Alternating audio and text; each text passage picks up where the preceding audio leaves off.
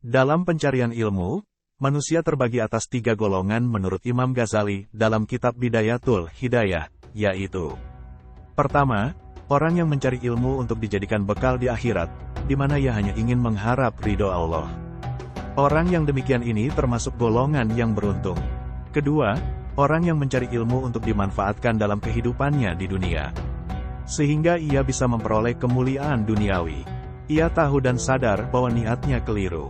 Orang ini termasuk ke dalam kelompok yang riskan, jika ajalnya tiba sebelum sempat bertaubat.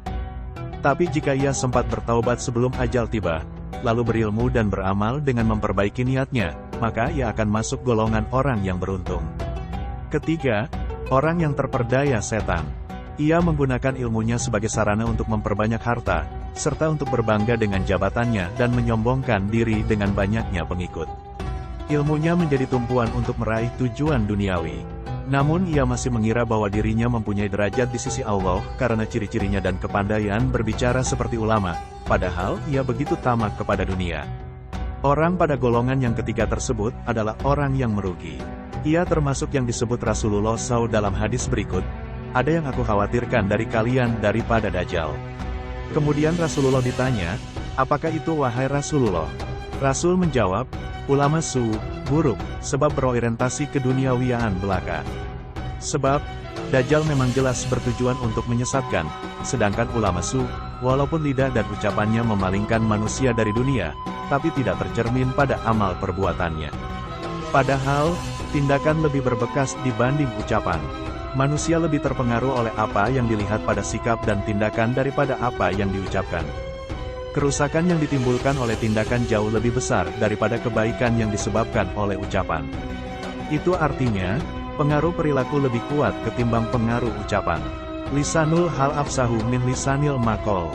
Artinya, praktik itu lebih mantap daripada hanya sekadar teori belaka. Sedangkan, menurut falsafah Jawa dikatakan, sing menang sing ngelakoni. Artinya, yang berhasil itu adalah orang yang telah berbuat melakukan. Rasulullah menjadi uswatun hasanah, sebab akhlaknya dalam konsep perilaku selaras antara perkataan dan perbuatan. Beliau melakukan apa yang beliau sampaikan, bahkan seringkali melakukan terlebih dahulu sebelum menyampaikannya.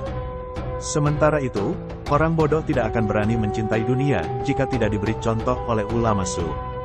Ilmu yang dimilikinya menjadi musabab yang menyebabkan ia berani bermaksiat kepadanya. Ia dikelabui nafsunya, tapi masih terus saja memberi angan-angan. Bahkan, ia mengajaknya mendermakan sesuatu untuk Allah dengan ilmunya. Nafsunya membuat ia merasa lebih baik dibandingkan orang lain. Ketika setan sudah mendarah daging dalam diri seseorang, pertanda yang bisa dilihat ialah dari perubahan orang tersebut, yang semula gemar berkumpul dengan orang soleh, kemudian tanpa ia sadari menjadi menjauh dan alergi bergaul dengan orang soleh.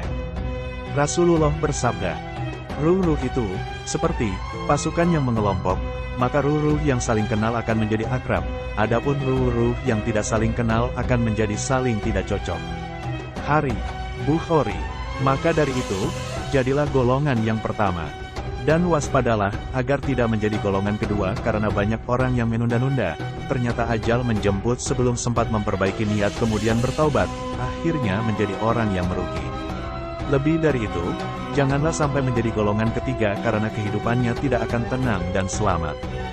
Jika engkau bertanya, apa pangkal dari hidayah yang menguji diriku? Ketahuilah, bahwa hidayah bermula dari takwa lahir dan berakhir dengan takwa batin. Tidak ada hidayah melainkan bagi orang yang bertakwa. Takwa adalah ungkapan yang mengandung makna, konsisten melaksanakan perintah Allah Ta'ala dan berusaha menjauh dari larangan-larangannya. Hanya kepada Allah tempat meminta pertolongan. Wallahu a'lam.